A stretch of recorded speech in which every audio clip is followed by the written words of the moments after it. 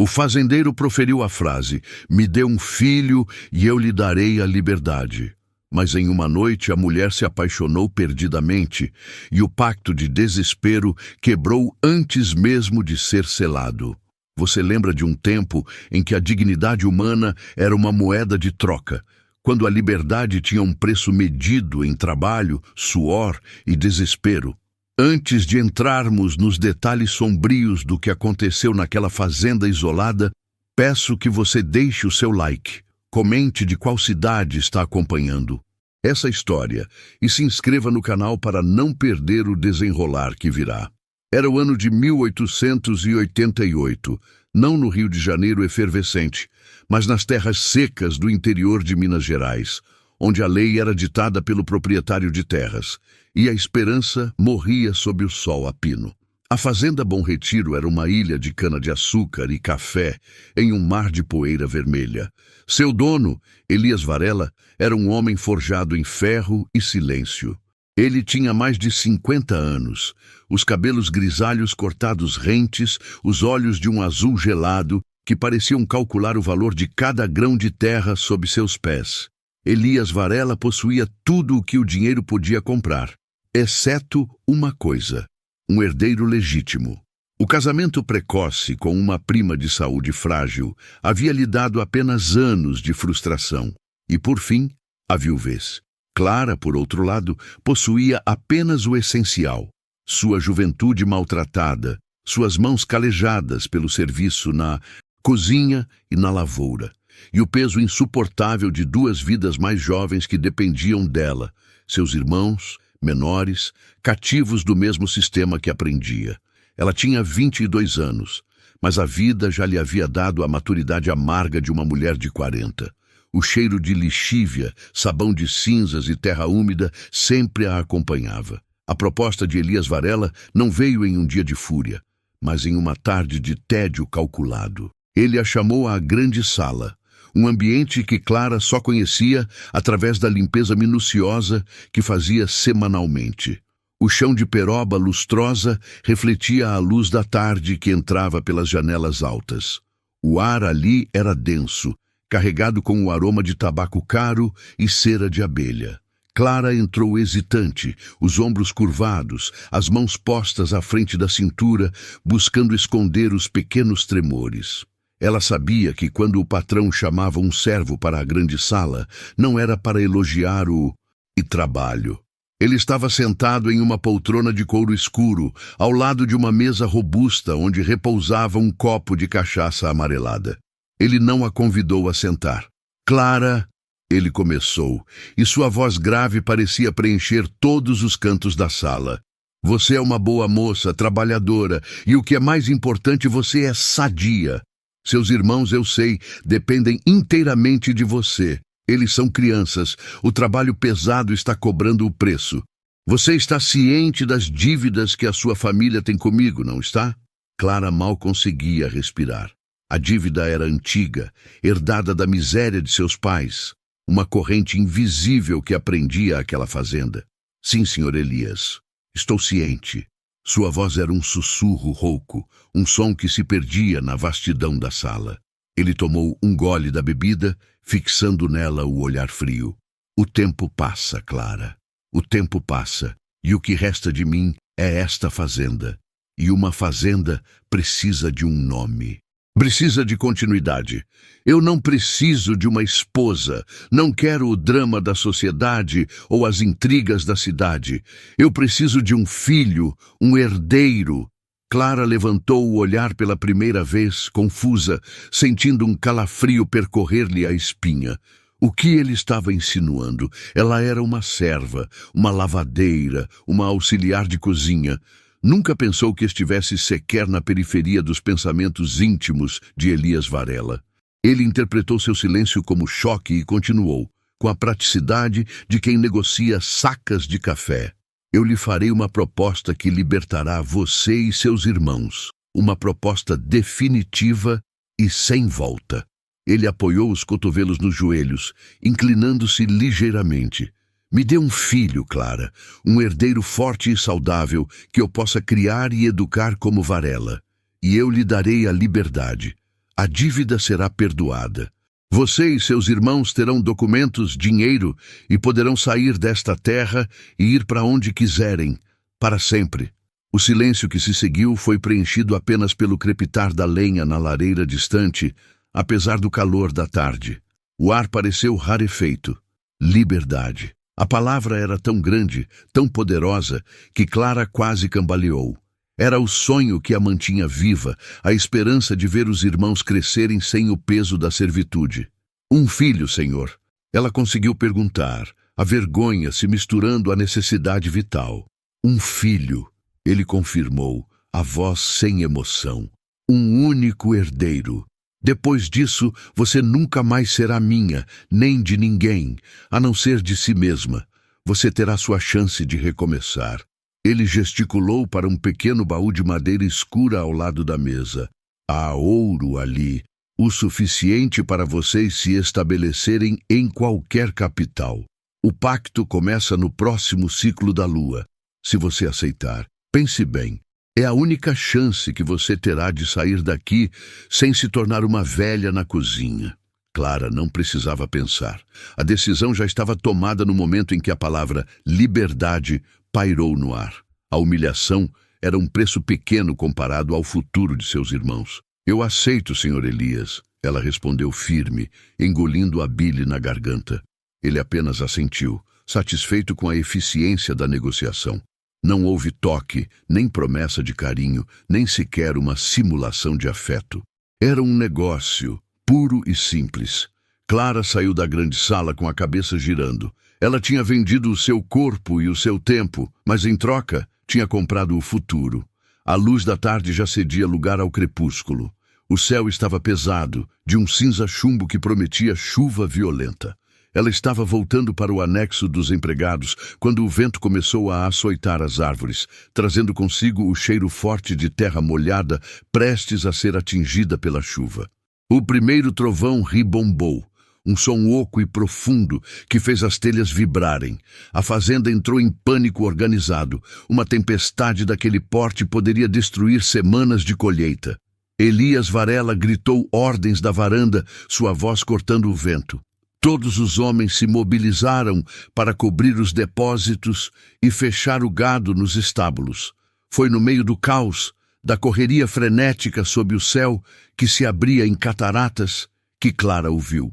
Matias não era um escravo, mas um homem livre contratado há 2 anos para ser o ferreiro e o mestre dos estábulos, responsável por todo o gado e a manutenção dos equipamentos. Ele era alto, forte, com braços grossos e musculosos, e a pele escura e reluzente do suor misturado à poeira. O contraste entre o seu corpo vigoroso e o perfil magro e formal de Elias Varela era gritante. Matias estava lutando para fechar o portão principal do estábulo, que ameaçava ser arrancado pelo vento violento. A chuva já caía com fúria, transformando o pátio em um lamaçal escuro. Clara correu para ajudar. Ela não estava pensando no pacto, nem nos seus irmãos. Estava apenas reagindo ao instinto de sobrevivência e cooperação que regia a vida na fazenda.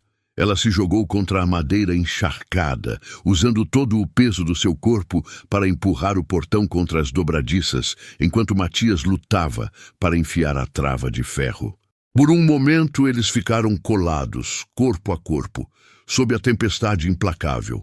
O calor dele era imediato e avassalador, um contraste com o frio da chuva. Ela podia sentir o cheiro de couro, fumaça e suor limpo que emanava dele, um aroma forte e terroso, completamente diferente do cheiro de tabaco e formalidade de Elias. Quando o portão finalmente cedeu e a trava se encaixou com um baque surdo, a respiração de ambos estava ofegante. Eles se afastaram abruptamente, encharcados e cobertos de barro. Matias se virou para ela, o cabelo molhado grudado na testa. Seu rosto era sério, mas havia uma luz em seus olhos castanhos, profundos como a própria terra.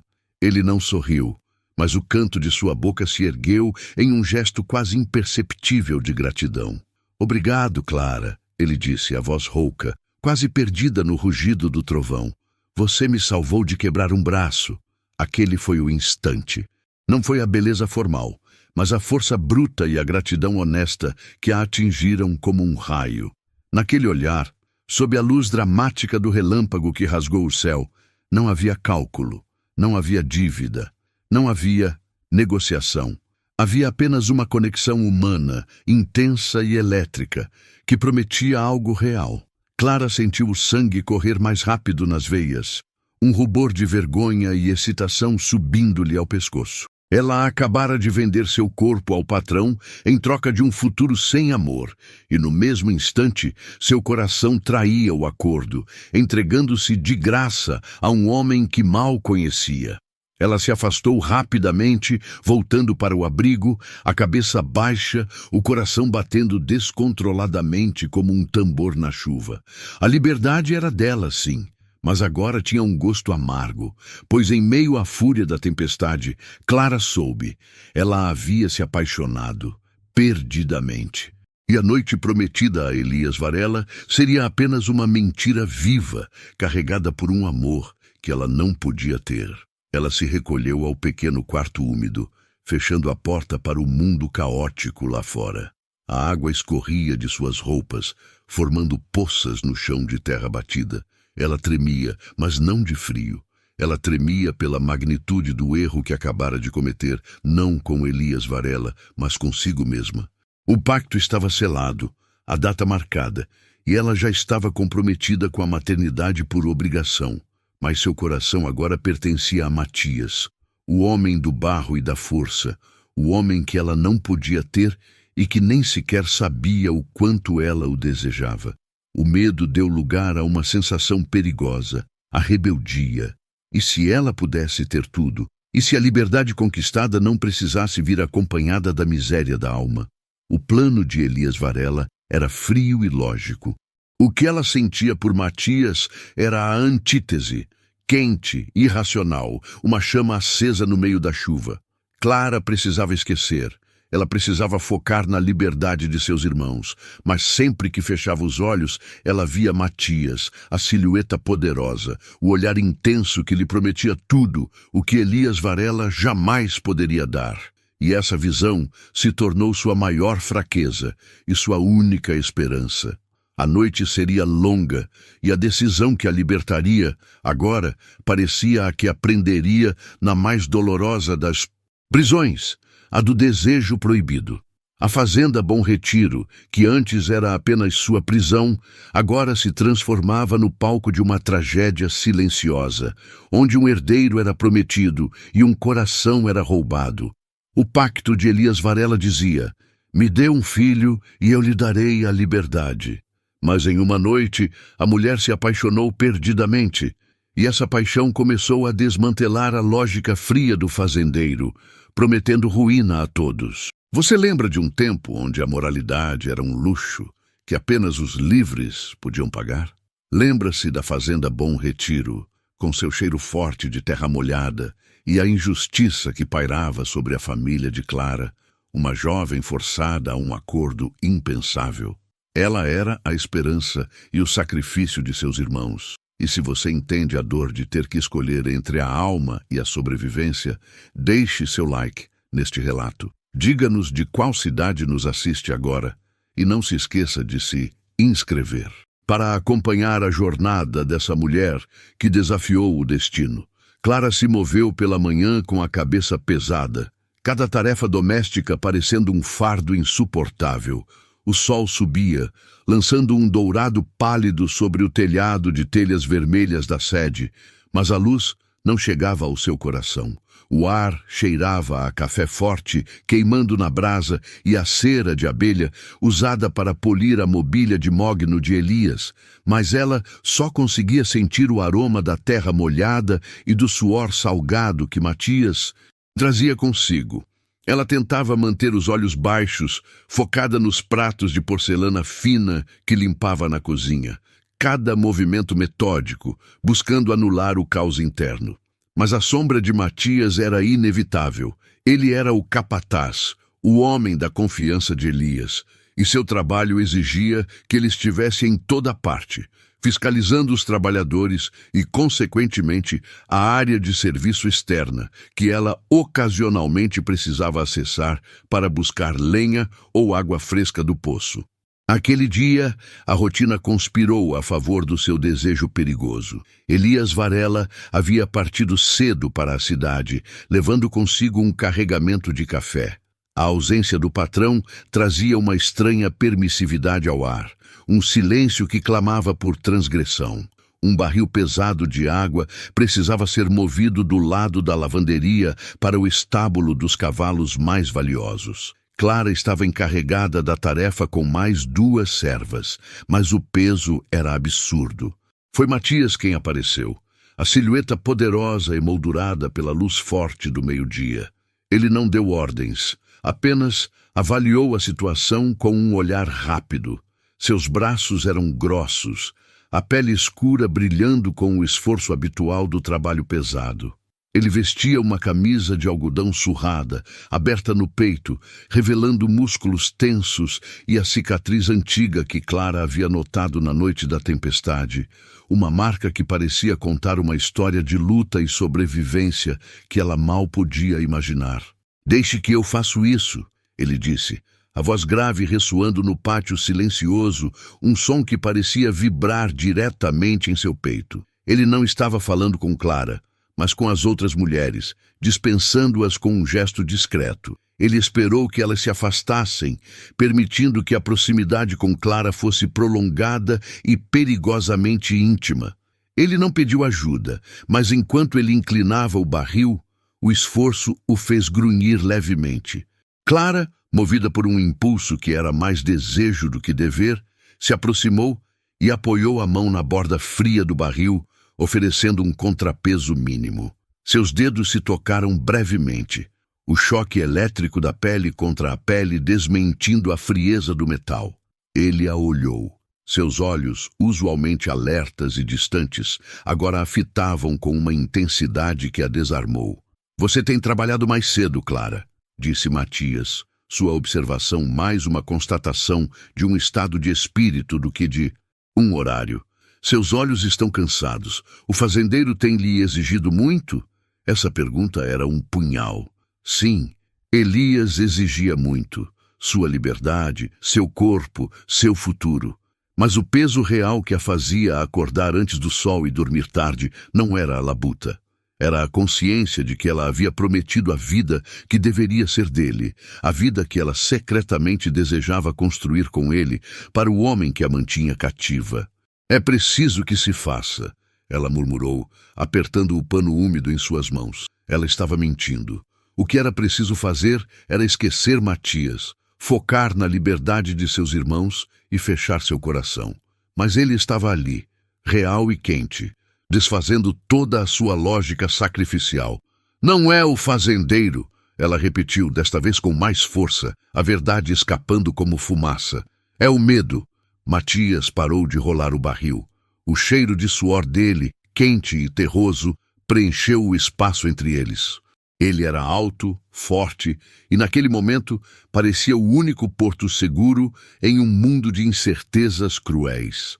"Medo de quê, Clara? Você já enfrentou o bastante aqui." Clara não conseguia falar sobre o pacto. O nome de Elias Varela pendurado sobre eles como uma ameaça invisível. Ela apenas balançou a cabeça, incapaz de articular o terror que sentia. O terror de se apaixonar pelo homem errado. Matias, no entanto, parecia entender o que não era dito. Ele era um homem que observava as correntes subterrâneas da fazenda. Ele não era ingênuo. Ele sabia que a beleza e a inteligência de Clara a colocavam em uma posição perigosa com Elias. Um homem conhecido por sua ganância não apenas por terras, mas por posses. Naquela tarde, o destino os uniu novamente, não por ordem, mas por acaso deliberado de Matias. Clara havia se refugiado perto do velho moinho abandonado, um lugar onde o cheiro de bolor e farinha antiga trazia uma estranha sensação de paz, longe do brilho ostensivo da casa grande. Ela estava sentada, recostada na parede de pedra fria, tentando costurar um remendo na camisa de seu irmão mais novo. Ele se aproximou sorrateiramente, sem fazer ruído na terra. O sol estava caindo, e as sombras alongadas cobriam a fazenda. Matias sentou-se no chão, apoiado em um saco velho de estopa. Eu sei sobre o acordo, Clara. Ele começou, sem rodeios. A costura escapou dos dedos dela. O fio branco caiu no chão de terra. Seu coração falhou uma batida. Eu não sei do que você está falando, ela tentou, mas a voz saiu fraca, sem convicção. Não minta para mim. Elias não é sutil em sua arrogância. Ele quer um herdeiro, um que ele possa moldar, com a inteligência que ele vê em você e o sangue limpo que ele julga ter. Os sussurros correm pela fazenda. Eu não sei os detalhes da sua liberdade condicional, mas sei que você está se sacrificando. O choque inicial deu lugar a uma onda de desespero. Como ele sabia? Teria Elias contado a alguém? Ou seria a presunção do fazendeiro tão grande que o plano era um segredo aberto? Eu não tenho escolha, ela sussurrou, a garganta fechada, sentindo o peso da decisão a esmagar. Meus irmãos dependem disso. Matias a olhou com uma profundidade que a desarmou. Era um olhar de dor, mas também de uma compreensão feroz. Sempre a escolha, Clara. A escolha de quem você é no meio da prisão. O que você fará depois de conseguir essa liberdade? Você vai viver uma vida vazia, paga com o preço de um filho que você dará a um homem que não ama. Você merece mais do que a liberdade que Elias pode dar. Você merece a dignidade de escolher com quem você compartilha a vida. Ele começou a falar de seus próprios sonhos. Não eram grandes ambições de poder, mas de independência fundamental. Ele falava de um pedaço de terra própria, longe do cheiro de domínio e suor forçado. Ele queria construir, ver algo crescer pela força de suas próprias mãos, não para o lucro de outro. Ele queria plantar feijão, milho e talvez até mesmo um pequeno pomar de laranjeiras, onde o cheiro de flor de laranjeira fosse o perfume da liberdade. Eu estive economizando, cada moeda que consigo guardar, cada favor que troco. Não sou um escravo, eu sou o capataz, mas sou o capataz que sonha em ser meu próprio fazendeiro. E eu não quero estar sozinho quando esse dia chegar. Clara sentiu uma lágrima quente escorrer pela têmpora e se perder em sua nuca. Ele estava se abrindo, oferecendo-lhe um futuro que parecia uma fantasia cruel, justo quando ela havia assinado o contrato de sua miséria. Eu só quero meus irmãos livres, ela disse, a voz embargada pela emoção. E depois, você vai viver com a sombra do que poderia ter sido? Pense na criança, um filho gerado para ser a posse de um homem frio, um filho que você amará, mas que nunca será inteiramente seu. As palavras dele atingiram o cerne do seu medo mais profundo. Ela não temia apenas a união com Elias. Ela temia a perda do filho que seria forçada a entregar. O sol já tinha se posto completamente, tingindo o horizonte de um vermelho queimado, as cores da paixão e do perigo misturadas. Apenas as lanternas dos escravos, que voltavam do campo, cintilavam na distância. Matias estendeu a mão na semi-escuridão. Não era um gesto de ordem, mas de convite. Não me olhe assim, Matias, ela pediu, o coração batendo com a força de um tambor de guerra em seu peito. Eu tenho que olhar. Se eu não olhar, eu esqueço quem eu sou e quem você pode ser. Ele respondeu. Ele se inclinou. O mundo se silenciou. Não havia mais o barulho das cigarras, nem o cheiro de moinho, nem o medo de Elias Varela. Havia apenas o calor inesperado e a urgência do beijo. Foi um beijo desesperado, cheio da promessa de algo impossível, um manifesto de rebelião. Ele a segurou pela nuca, o polegar áspero, massageando a pele macia, aprofundando o contato. Era o sabor salgado da rebelião, o gosto agridoce de uma lágrima que ela nem sabia que havia derramado. Naquele momento, Clara não era mais a escrava negociada por sua fertilidade. Ela era uma mulher que amava. E o amor, ela sabia, era a forma mais pura e perigosa de liberdade que existia. Ela tinha beijado o capataz, o único homem na fazenda que Elias temia. Ela tinha traído o fazendeiro antes mesmo de cumprir o pacto. A liberdade de seus irmãos dependia de um filho que ela deveria conceber sem amor. Mas agora ela carregava um segredo que poderia custar a vida de todos eles. O plano de Elias não podia mais funcionar, pois o corpo e a alma de Clara agora tinham um dono. E não era o fazendeiro. Ela havia trocado a segurança pela paixão, e a chama acesa naquele moinho abandonado iluminava um caminho traiçoeiro, pavimentado com desejo e o risco de uma vingança terrível. A data do pacto se aproximava, e o corpo de Clara, prometido à reprodução forçada, já estava impregnado do cheiro de outro homem. Ela teria que tomar uma decisão antes que o sol voltasse a nascer, uma decisão entre o sacrifício seguro e a felicidade perigosa. O destino de toda a família de Clara e, ironicamente, o futuro de Matias estava agora pendurado na intensidade daquele beijo proibido. A fazenda Bom Retiro dormia sob a luz fria da lua, mas em seu coração uma tempestade estava apenas começando a se formar. O fazendeiro exigiu: "Me dê um filho e eu lhe darei a liberdade." Mas em uma noite a mulher se apaixonou perdidamente, e agora a promessa era uma bomba relógio. Você lembra de um tempo em que as escolhas eram poucas? E o amor, uma moeda rara e perigosa? Estamos falando de Clara, a jovem que aceitou o pacto com o fazendeiro Elias para salvar seus irmãos, e Matias, o capataz cujo beijo havia destruído toda a lógica e a segurança que ela construíra. Se essa história toca seu coração, já deixe seu like, diga nos comentários de qual cidade você está assistindo e se inscreva no canal para não perder o desenrolar desse drama intenso. A fazenda Bom Retiro dormia sob a luz fria da lua, mas em seu coração uma tempestade estava apenas começando a se formar. O gosto salgado do beijo de Matias ainda estava na boca de Clara, misturado ao cheiro de moinho, de poeira fina e suor. Ela recuou ligeiramente, o peito subindo e descendo em arritmia.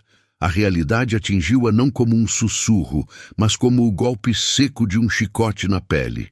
Ela tinha traído não apenas Elias, mas o pacto que era o único porto seguro de seus irmãos. O peso dessa traição era quase insuportável, mas o calor que Matias irradiava, a forma como ele a segurava, firme e silencioso, criava uma bolha temporária onde o medo não podia penetrar.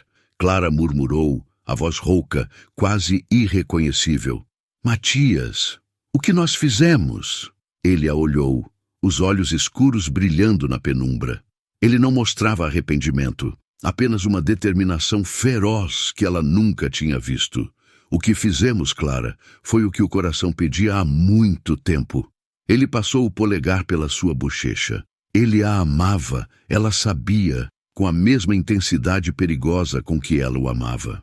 Mas o amor não comprava alforria e não alimentava seus irmãos.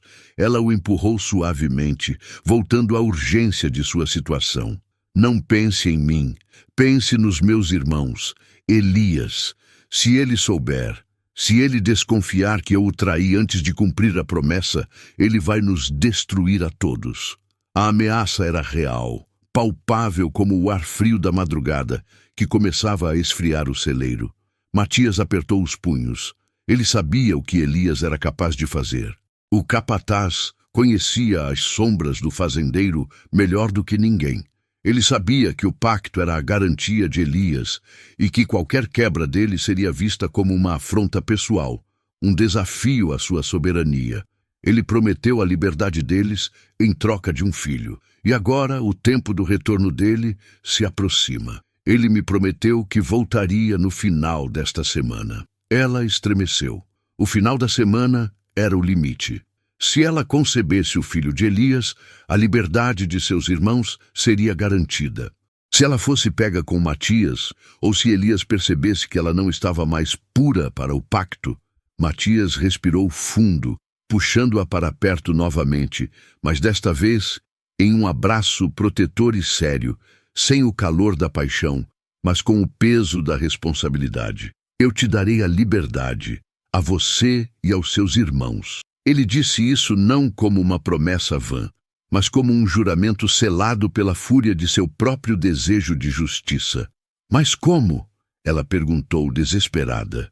Não temos nada além do chão que pisamos. Matias sorriu, um sorriso sem alegria, mas cheio de astúcia. Elias me teme, Clara. Não por minha força, mas porque eu conheço os seus segredos. É por isso que ele me mantém aqui, e é por isso que ele me paga mais do que a qualquer outro. Ele não pode se livrar de mim. Ele disse que o ódio entre eles era antigo, uma teia de interesses e conhecimentos compartilhados que prendia o capataz à fazenda, mas também lhe dava uma estranha vantagem sobre o patrão. Matias, então, revelou seu plano. Era audacioso, beirando a insanidade. Ele precisava de tempo. Não podia permitir que Elias a tocasse. Não agora. Ele usaria o único trunfo que tinha, um segredo de negócio sujo de Elias, algo que o forçaria a se ausentar da fazenda imediatamente por mais uma semana. Esse tempo seria usado para eles fugirem. Fugir. A palavra ecoou na mente de Clara, carregada de esperança e terror. Não, Matias, não podemos fugir. Se fugirmos, Elias irá caçar meus irmãos. O pacto é a única coisa que os protege. Matias acenou com a cabeça. Você tem razão. Elias se vingaria em quem ficasse. O plano precisava ser mais refinado. Ele precisava garantir a segurança da família dela, antes de fugir com ela. Mas como? Se ele revelasse o segredo sujo de Elias, o fazendeiro seria enfraquecido, talvez até pego pelas autoridades locais, que Matias conhecia e que estavam endividadas com Elias, o que tornava tudo mais complexo. A ideia era uma jogada de xadrez, usar o medo de Elias para manter os irmãos seguros enquanto eles desapareciam. Eu vou afastar Elias, ele disse, e durante essa semana você deve preparar seus irmãos. Diga a Elias que você está indisposta, use a desculpa da menstruação, ganhe alguns dias. Quando eu voltar, eu terei um plano para garantir a liberdade de sua família de uma vez por todas. O beijo anterior fora de paixão, mas o que ele lhe deu agora era de pura promessa. Era um beijo pesado, um juramento. Ele cheirava a feno e a pólvora, um cheiro que para Clara se tornava sinônimo de resgate. Eles se separaram quando a luz cinzenta começou a tocar o horizonte. Clara correu de volta para a senzala, seu corpo tremendo, não de frio, mas de adrenalina e medo. Ela deslizou para o catre frio, onde dormiam seus irmãos. O cheiro de Matias em sua pele era um perigo químico, um veneno doce. Ela abraçou o lençol, rezando para que Elias não voltasse antes que Matias pudesse executar seu plano. Os dias que se seguiram foram uma tortura lenta e silenciosa. Elias ainda não havia retornado, mas o medo pairava sobre a fazenda. Matias, agindo com a indiferença calculada de sempre, passava o dia comandando os trabalhadores, mas seus olhos procuravam os de Clara a cada instante. Eles trocavam mensagens breves, olhares furtivos, carregados de significado. No terceiro dia após o encontro no moinho, Clara estava apavorada. Ela precisava agir para ganhar tempo, conforme Matias havia instruído. Ela se aproximou do capataz quando ele supervisionava o carregamento de grãos. Ele parecia distraído, sua testa franzida. Matias, você não vai me dizer o que vai fazer? Ela sussurrou, a voz quase inaudível sob o ruído dos bois. Ele parou o movimento de um saco pesado, fixando-a com o olhar. Você não precisa saber, Clara. O que você não sabe não pode ser usado contra você. A única coisa que você precisa saber é que na próxima noite de lua nova, quando Elias ainda estiver fora, você e eu estaremos longe daqui e seus irmãos estarão a salvo. Confie em mim. A confiança era a única coisa que ela tinha. Ela havia trocado a segurança do pacto pela incerteza da paixão e agora precisava apostar a vida de sua família na palavra de um homem que ela amava. Naquela mesma tarde, Matias fez seu movimento. Ele não procurou Elias, pois ele estava fora. Ele procurou o escrivão da cidade vizinha, um homem mesquinho chamado Juvenal, que detinha registros de muitas das transações ilícitas de Elias. Matias sabia que Elias estava envolvido em um esquema de desvio de terras e grãos, e que Juvenal tinha as provas necessárias.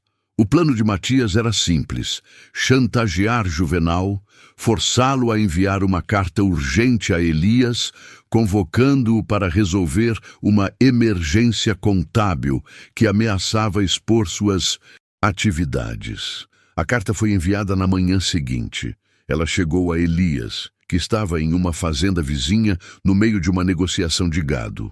Elias, lendo a caligrafia nervosa de Juvenal, sentiu um frio percorrer a espinha.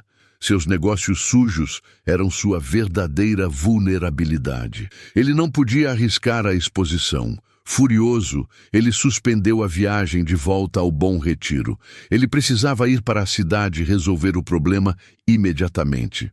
Sua promessa de retornar para selar o pacto com Clara foi adiada, o que deu a Matias exatamente o tempo que ele precisava. Quando a notícia do atraso de Elias chegou à fazenda, trazida por um mensageiro exausto, Clara sentiu um alívio momentâneo, rapidamente substituído por uma nova ansiedade. Matias tinha conseguido. Ele tinha comprado tempo, mas esse tempo era limitado, e agora a pressão para a fuga se tornava insuportável. Matias, sabendo que tinha apenas 7 dias antes que Elias voltasse furioso e desconfiado, intensificou seus preparativos. Ele precisava de dinheiro e um plano de rota seguro. Ele não podia contar com seus próprios recursos, pois Elias monitorava suas finanças. Ele decidiu ir atrás do que Elias mais valorizava, o que causaria o maior dano e, ironicamente, forneceria a eles os meios para a liberdade. O pequeno cofre escondido atrás da lareira principal da Casa Grande. Clara, enquanto isso, lutava para manter a fachada. Seus irmãos, Elias e Joana, notavam a mudança em seu comportamento. Ela estava mais pálida, seus olhos grandes e distantes. O medo de trair o pacto era real, mas o amor por Matias a impulsionava a arriscar tudo. Na sexta noite, sob a luz minguante da lua, Matias chamou Clara para o celeiro novamente. Desta vez, não havia paixão, apenas a tensão fria de conspiradores. Ele estava com o rosto sujo de graxa, os olhos fixos em um mapa rudimentar desenhado na terra. Ele explicou o plano do cofre. Clara ficou horrorizada. Você vai roubar Elias? Matias, isso o transformará em um caçador impiedoso. Ele vai nos caçar até a morte. Ele segurou seu ombro, a força de sua mão sendo seu argumento. Ele já é um caçador impiedoso, Clara. A única diferença é que desta vez teremos como nos defender e, mais importante, teremos como comprar a liberdade de seus irmãos. De alguém que não seja Elias. Ele disse que o dinheiro seria usado para subornar um antigo militar que Elias havia afastado, um homem que possuía conexões e influência. Aquele homem poderia interceder pelos irmãos, garantir que Elias não os tocasse, em troca de uma grande soma. Era o plano mais perigoso possível, mas era o único que garantia o futuro de toda a família. Se fossem bem-sucedidos, eles teriam o dinheiro e, o mais importante, a palavra de um homem que Elias respeitava e temia mais do que qualquer autoridade.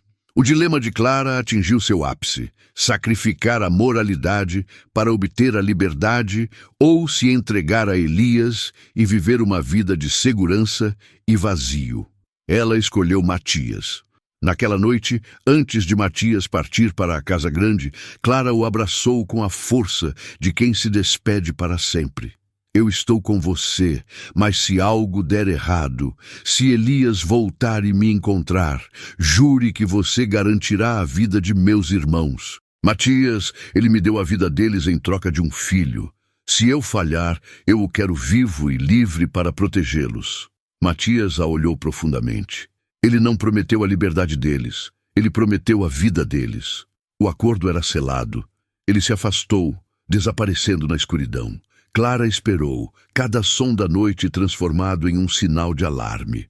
O silêncio era interrompido apenas pelo coachar dos sapos e, de repente, por um som distinto e metálico vindo da casa grande. Um rangido de ferro, seguido por um silêncio absoluto. Ela prendeu a respiração, o coração batendo no ritmo da chave que Matias estava usando para abrir o cofre. Minutos que se estenderam como séculos. De repente, um grito. Não veio da casa grande, mas do pátio principal. Um grito de raiva gutural que só podia pertencer a um homem. Elias. Ele havia voltado. Ele não esperou a semana. Clara sentiu o chão sumir sob seus pés. Elias estava em casa, e Matias estava dentro da casa, roubando-o. O plano tinha falhado no último segundo. Ela podia ouvir os passos pesados e apressados de Elias no pátio. A tempestade em seu coração agora explodia em uma realidade violenta. Ela correu na direção oposta, em direção à senzala. Ela precisava proteger seus irmãos, fingir que nada tinha acontecido. O corpo de Clara tremia, pois ela sabia que a única coisa que a salvaria agora era a mentira, e que a única coisa que poderia salvar Matias era o milagre. O cheiro de pólvora e feno que ela amava agora era o cheiro da tragédia iminente. Ela estava entre o amor e a morte, e o destino de todos dependia de qual dos dois alcançaria Matias primeiro. O que Elias faria quando o encontrasse? E o que ele faria a ela se descobrisse a verdade? A fazenda se agitava, e a noite, antes silenciosa, agora estava cheia de ruídos de desespero e vingança. O fazendeiro fez: "Me dê um filho e eu lhe darei a liberdade." Mas em uma noite, a mulher se apaixonou perdidamente.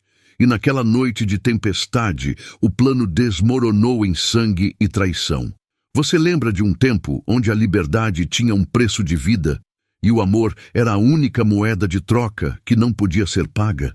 Você lembra daquele cheiro de pólvora e feno misturado com a chuva que caía sobre a fazenda Esperança, transformando a lama em um espelho lamacento de pavor? É sobre isso que falamos, sobre o desespero de Clara ao ouvir o grito gutural de Elias, sabendo que ele havia voltado. Se você está aqui, significa que a história dela te tocou.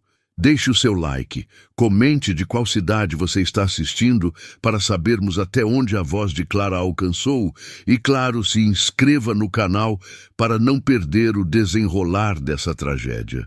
Clara corria, não para salvar Matias, o que teria sido uma confissão de tudo, mas para se salvar e aos seus, fingindo uma ignorância que agora parecia impossível de sustentar. Ela alcançou a senzala, ofegante, e empurrou a porta de madeira velha, onde o ar era pesado e úmido, com o cheiro de corpos dormindo e desespero guardado. Ela se jogou sobre o catre, tentando regular a respiração, fazendo o corpo tremer como se fosse de frio, não de medo. O grito de Elias havia sido alto o suficiente para acordar alguns. E ela viu os olhos assustados de seus irmãos e irmãs fixos nela, perguntando sem palavras o que estava acontecendo na casa grande. "Eu não sei", ela sussurrou, a voz raspada. "Parece que ele está zangado com a tempestade."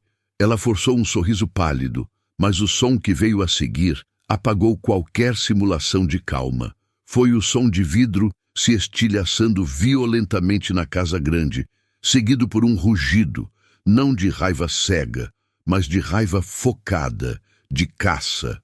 Naquele mesmo instante, dentro do escritório de Elias, Matias estava diante do cofre. A porta de aço estava apenas entreaberta. Ele havia ouvido o grito, o som inconfundível dos passos apressados de Elias no salão principal. Mas a visão do brilho amarelado das moedas de ouro era forte demais. A liberdade era tangível. A ganância e a necessidade lutaram, e a necessidade venceu por um segundo fatal. Ele esticou a mão. Foi nesse momento que a porta do escritório voou para trás, atingindo a parede com um baque que fez o teto tremer. Elias estava lá.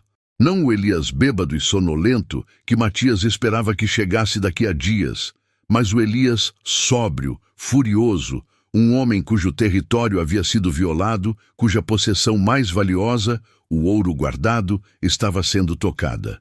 O cheiro de cachaça não estava nele, apenas o cheiro de chuva e terra molhada e um suor frio de fúria descontrolada. O que pensa que está fazendo, verme imundo? A voz de Elias era baixa, mas carregada de uma violência contida que era pior do que um grito. Matias congelou. Sua mão estava a centímetros da liberdade. Ele podia tentar fechar o cofre, tentar se explicar, tentar correr, mas seus pés pareciam soldados ao chão. Ele não era um ladrão, era um homem desesperado pela mulher que amava. E essa distinção não importaria para Elias. Elias não esperou por uma resposta. Seus olhos varreram o escritório, fixando-se no cofre aberto, na ferramenta que Matias usou para arrombá-lo, e, finalmente, na chave mestra que estava em cima da mesa. A chave que Matias sabia que Clara tinha roubado de Elias há meses, esperando por este dia. A visão da chave ligou os pontos de forma fulminante na mente do fazendeiro. Você não está aqui sozinho. Quem te deu a chave? Elias deu um passo à frente, lento e deliberado, a cada movimento aumentando a tensão no ar, como se estivesse preparando a corda. Matias, sabendo que a verdade destruiria Clara, tentou a mentira mais óbvia e estúpida. Eu vi a porta aberta. Eu ia te avisar. Elias soltou uma risada seca e curta, um som que lembrava pedras sendo trituradas. Avisar, e com essa chave? O fazendeiro pegou um castiçal de bronze pesado de cima da estante e o arremessou. Não mirou em Matias, mas no espelho atrás dele. O estilhaço de vidro cortou o rosto de Matias e a dor o trouxe de volta à realidade. Ele se lançou para o lado, tentando alcançar a janela, mas Elias era rápido, mais forte do que parecia, e impulsionado por uma raiva pura e primitiva. Elias agarrou Matias pelo pescoço e o jogou contra a parede. Os olhos injetados de sangue do fazendeiro estavam fixos na face pálida e machucada de Matias. Você é um ladrão, sim, mas um ladrão burro. O que você faria com o ouro? Comprar o quê? Uma vida nova? Com quem? A pergunta não era retórica, era uma armadilha. Elias, o possessivo, já suspeitava do crescente laço entre Matias e Clara. Ele havia visto os olhares, sentido a mudança na atmosfera da fazenda, mas tinha suprimido o ciúme por causa do prêmio maior, a gestação de Clara. Mas a presença de Matias ali, com a chave roubada, era a prova que ele precisava. Matias não podia falar. A pressão no seu pescoço era esmagadora. Ele podia sentir o cheiro ácido da respiração de Elias. A luta foi brutal e silenciosa, exceto pelos sons abafados de carne batendo contra a mobília e o uivo da tempestade lá fora. Elias era mais pesado e usava a raiva como arma. Matias lutou com a força do desespero e do amor. Ele pensou em Clara, na promessa de liberdade, e essa imagem lhe deu um lampejo de força. Ele se libertou por um instante e correu, não para a saída, mas para o cofre, pegando o que podia alcançar. Um punhado de moedas de ouro que caíram no chão, rolando como lágrimas metálicas. Ele conseguiu sair do escritório, mas Elias o perseguiu, agora segurando uma pesada bengala de madeira que usava para impor autoridade. Os gritos recomeçaram, mais próximos, misturados com gemidos. Na senzala, Clara não aguentou mais. A mentira se tornou um fardo insuportável. Seus irmãos tentavam segurá-la, mas ela se levantou, a decisão queimando em seu peito. Se Matias fosse pego e morto, a liberdade não teria valor. Ela não era uma prisioneira do fazendeiro. Era uma prisioneira do seu próprio coração. Clara correu de volta para a casa grande, atravessando o pátio enlameado, ignorando a chuva fria. Quando ela chegou à porta dos fundos, viu a cena que partiria qualquer alma. Elias chutando Matias, que estava curvado e ensanguentado no chão de madeira da sala de jantar. As moedas brilhavam espalhadas pelo tapete. Elias levantou a bengala para dar o golpe final. Pare! A voz de Clara ecoou pelo salão, fina e aguda, mas carregada de uma autoridade que surpreendeu a ambos os homens. Elias parou, a bengala suspensa no ar, virando-se lentamente. Ele viu Clara, os cabelos molhados, o vestido colado ao corpo, a expressão de horror e desafio em seu rosto. Você está aqui. Eu sabia que isso tinha o seu cheiro. Você o mandou roubar o meu ouro? Ele rosnou, apontando a bengala para Matias, que mal conseguia respirar. Você preferiu o ouro à liberdade que eu te dei? Clara deu um passo à frente, ignorando Matias no chão. Ela olhou diretamente nos olhos de Elias, olhos que estavam ardendo com uma fúria possessiva que ela nunca tinha visto antes. Não, Elias, eu não o mandei roubar. Ela apertou as mãos contra o ventre, onde a vida dele crescia. Eu o mandei me libertar. Eu te dou o filho, mas não posso mais viver sob o seu teto. Eu o amo. O silêncio que caiu na Fazenda Esperança foi mais pesado do que a tempestade que continuava lá fora. A confissão dela, simples e direta, era a dinamite que explodia todos os acordos, todas as mentiras e todas as esperanças de Elias. A liberdade condicional de Clara estava cancelada e o valor do seu ventre havia dobrado, transformando-a de uma propriedade valiosa em um troféu de guerra. Elias soltou a bengala. Ela caiu com um som oco no chão, mas ele não tirou os olhos de Clara. O choque tinha substituído a raiva. Você o ama. Você me traiu. Eu não te traí. Eu nunca te pertenci. Você comprou o meu tempo, mas o meu coração não estava à venda. Ela olhou para Matias, um olhar de ternura e dor, e então voltou a encarar o fazendeiro. Elias respirou fundo e o tremor que percorreu seu corpo não era mais de raiva, mas de uma possessividade ferida e ciumenta. Ele se aproximou de Clara, os passos frios e lentos. Você me dará o meu filho, você me prometeu. Eu darei, mas com uma condição. Ela podia sentir o medo gelar suas veias, mas a imagem de Matias sangrando lhe dava coragem. Eu te darei o seu herdeiro, mas você deixará Matias ir embora. Agora, se você tocá-lo, se você o punir, se você fizer qualquer mal a ele, eu mato a criança. Eu juro pelo nome da minha mãe. A ameaça era chocante. Uma mãe, mesmo em potencial, ameaçando a vida que carregava. Mas Elias sabia que ela falava sério. Ele viu a determinação em seus olhos. Ele havia tentado destruir o corpo de Matias, mas ela estava ameaçando destruir a única coisa que realmente importava para ele. O seu legado, o filho que o ligaria a uma mulher que ele cobiçava, mesmo que ela o odiasse. O fazendeiro ficou parado, ponderando. O que valia mais? A vingança sobre o homem que ousou tocar o que era dele ou a garantia do herdeiro? O silêncio durou uma eternidade, mas ele podia ouvir o coração de Clara batendo furiosamente sob o vestido. Elias deu um passo para trás e olhou para Matias, que estava tentando se levantar. Você teve sorte, Matias, mas a sorte tem um prazo.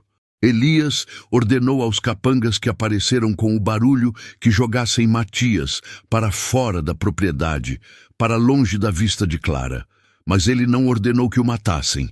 Pela primeira vez, a tirania de Elias foi temperada pelo medo de perder o seu futuro. Quando Matias foi arrastado para a escuridão chuvosa, Clara desabou. Ela não chorou, apenas se ajoelhou, sentindo a dor excruciante de ver o homem amado ser levado, sabendo que ela havia trocado sua própria liberdade e felicidade por sua vida. Elias a pegou pelo braço, levantando-a. O acordo mudou, Clara. Você continua aqui, e agora sem Matias, mas o acordo está de pé. Ele segurou o rosto dela entre as mãos, forçando-a a olhar para ele. Você me deu um filho, e eu lhe dei a vida dele. Mas a sua liberdade está suspensa. Você nunca mais sairá desta casa. Clara foi levada para seu quarto, agora uma prisão de luxo. A casa grande não era mais um campo de batalha, mas um mausoléu para o seu amor. Ela havia salvado Matias, mas ao fazê-lo havia se condenado. Ela tocou seu ventre. O filho que ela carregava não era mais a chave para a liberdade, mas o cadeado que a prendia ao seu destino. Nos dias que se seguiram, a fazenda caiu em um silêncio opressor. Elias se tornou ainda mais vigilante. nunca deixando Clara sozinha. Ela era uma rainha em uma gaiola, o objeto de desejo e ódio do fazendeiro. O confinamento de Clara a forçou a uma introspecção brutal. Ela havia vivido a vida inteira planejando a fuga, baseando-se na lógica fria do escambo, um filho pela liberdade. Mas uma noite de amor havia quebrado toda a lógica, e agora ela estava pagando o preço. Ela percebeu que a verdadeira dignidade humana não estava na posse de um papel de alforria, mas na capacidade de amar e se sacrificar por esse amor. Ela havia perdido a liberdade física, mas havia encontrado uma liberdade de espírito ao confessar seu amor, e esse era o único valor que Elias jamais poderia tirar dela. Ela olhava para a janela, para as colinas distantes, imaginando Matias. Ele estava seguro, mas ele a tinha perdido. Ela sabia que a gestação avançaria e que, no dia em que o menino nascesse, ela seria confrontada com a decisão final: aceitar a prisão por ter salvo a vida de Matias ou lutar por uma liberdade que agora parecia mais distante do que nunca. Mas uma coisa era certa: o filho que nasceria dela, fruto do contrato e do amor proibido, seria a única testemunha de uma paixão que, embora breve, mudou o destino de todos na Fazenda Esperança. A decisão estava tomada. Ela daria à luz, cumpriria sua palavra, mas não viveria sob o domínio dele. Sua próxima luta seria para garantir que seu filho soubesse que, acima de tudo, ele nasceu de um ato de amor e sacrifício. Ela apenas esperava que Matias soubesse que ela não o tinha abandonado, mas o tinha salvo, a um custo terrível. A escuridão da noite cobriu a fazenda, e com ela a esperança frágil de um futuro onde a liberdade não fosse um preço, mas um direito. Se a história de Clara te tocou profundamente, mostre seu apoio. Deixe o seu like e não se esqueça de se inscrever para acompanhar a parte 5, onde descobriremos se o sacrifício de Clara valeu a pena e qual será o destino final deste filho da promessa e da paixão. Compartilhe esta jornada com aqueles que você sabe que precisam ouvir sobre a resiliência do coração humano. O destino final da Fazenda Esperança estava selado. Matias fez: "Me dê um filho e eu lhe darei a liberdade." Mas em uma noite, a mulher se apaixonou perdidamente, e agora, com o nascimento iminente da criança, a justiça esperava por ela. Você lembra de um tempo em que contratos eram mais fortes do que os laços de sangue, mas também lembra de como o coração de Clara se recusou a seguir a frieza de um acordo, transformando a barganha em um sacrifício monumental.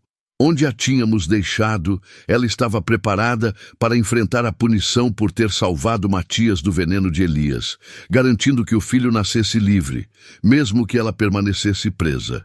É exatamente aqui que a resiliência de Clara precisa ser contada. E se esta história de paixão e sacrifício toca sua alma, deixe o seu like agora mesmo. Diga-me nos comentários de qual cidade você está assistindo a este desfecho.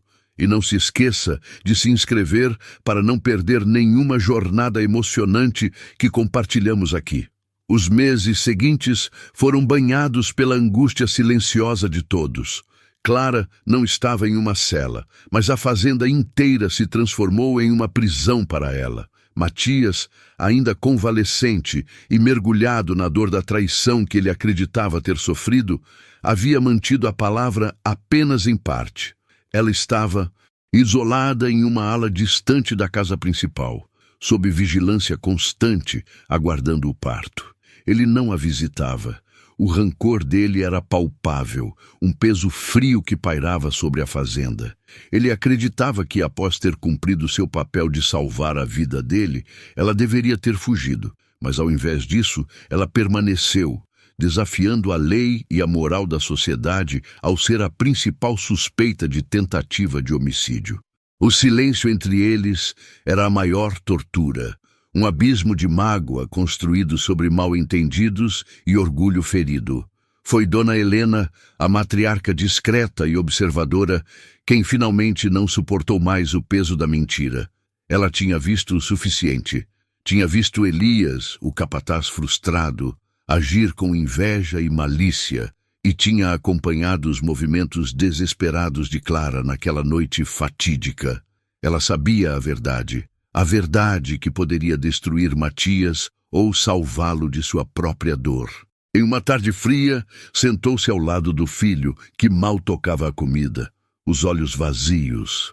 Matias, meu filho, você a odeia por ter tentado tirar sua vida, mas ela não o fez. Ela o salvou. Helena falou com a voz firme de quem carregava o fardo da justiça. Matias levantou a cabeça, descrente. As evidências eram contra ela, mãe. O veneno estava com ela. Ela mesma confessou para nos livrar do escândalo. Não foi confissão, Matias. Foi sacrifício. Ela assumiu a culpa para proteger a fazenda e a você de Elias, que armou tudo. Elias queria sua queda para assumir o controle. Ela sabia que a verdade seria uma luta perdida e preferiu o fardo da culpa à desonra da sua família. Eu vi a verdade nos olhos dela. E eu vi o desespero nos olhos de Elias quando ele soube que ela tinha agido antes que o veneno o matasse de verdade. Helena entregou ao filho um pequeno pergaminho que havia encontrado escondido nos pertences de Elias. Uma carta de chantagem que ligava o ex-capataz a um grupo de forasteiros que planejavam a compra forçada da fazenda após a morte do proprietário.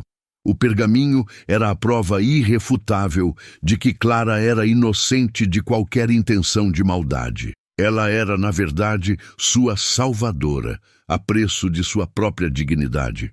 O choque atingiu Matias com a força de um raio. A dor da traição evaporou, substituída por uma onda avassaladora de remorso e uma admiração terrível. Ele havia julgado a mulher que o amava o suficiente para ir à ruína por ele.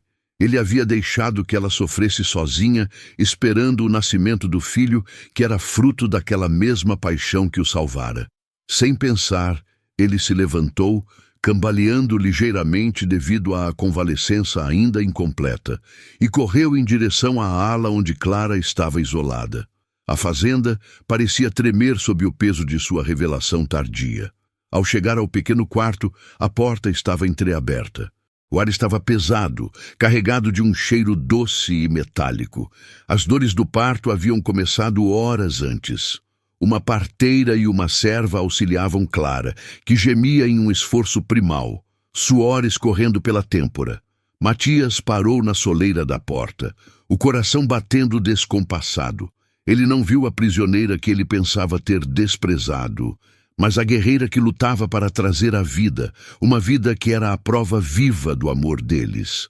Ele viu o sacrifício em cada fibra do seu corpo. Clara, eu... As palavras morreram em sua garganta. Ele queria implorar por perdão, queria dizer que sabia a verdade, que Elias havia sido desmascarado e levado pelas autoridades, que a liberdade dela estava garantida, não pelo contrato, mas pela justiça. Mas o momento não era dele, era dela. Com um grito final e prolongado, Clara deu à luz. O choro estridente de um recém-nascido preencheu o silêncio da fazenda. Era um menino, forte e saudável. O filho da promessa e, agora, o filho do amor resgatado.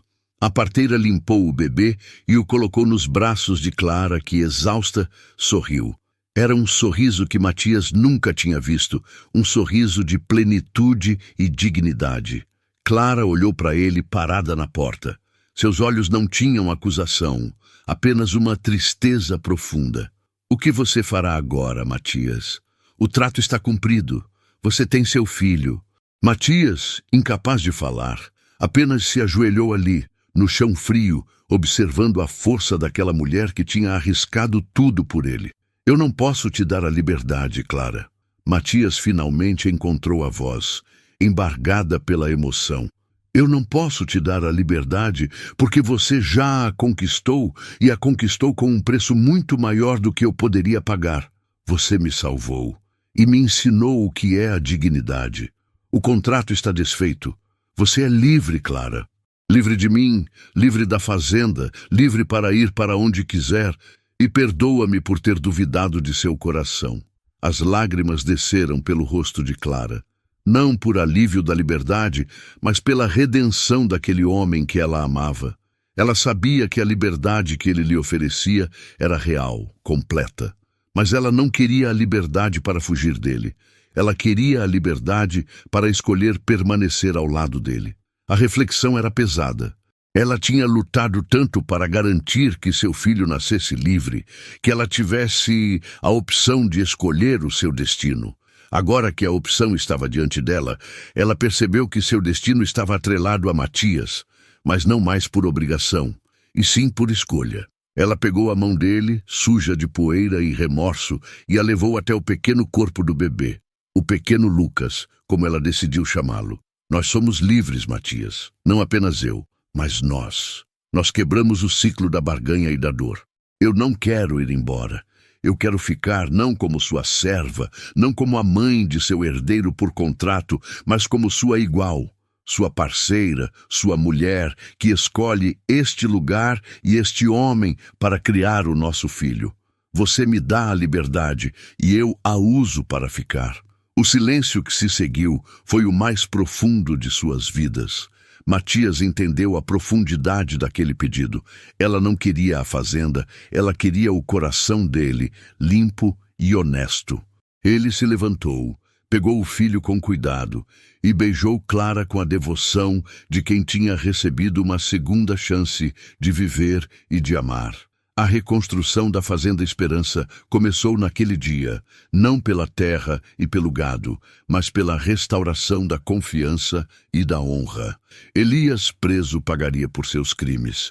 Clara, agora livre e esposa de Matias por amor e desejo mútuo, trouxe consigo a mensagem de que a verdadeira liberdade não é a ausência de vínculos, mas a capacidade de escolher quais vínculos honrar. O filho Lucas cresceria sabendo que nasceu de um contrato, sim, mas que esse contrato foi superado por um amor que exigiu o maior dos sacrifícios. A vida é uma jornada de escolhas difíceis e a resiliência está em sempre escolher a dignidade, mesmo quando o preço é alto. Se você foi tocado por esta história de sacrifício, amor e redenção, mostre seu apoio. Deixe o seu like, inscreva-se no canal para acompanhar mais histórias que exploram a profundidade do espírito humano e compartilhe esta saga com quem precisa de uma mensagem de esperança. A dignidade de Clara foi sua maior arma e seu amor sua maior vitória. Até a nossa próxima história, onde a vida sempre nos lembra que a resiliência é a chave para a verdadeira liberdade.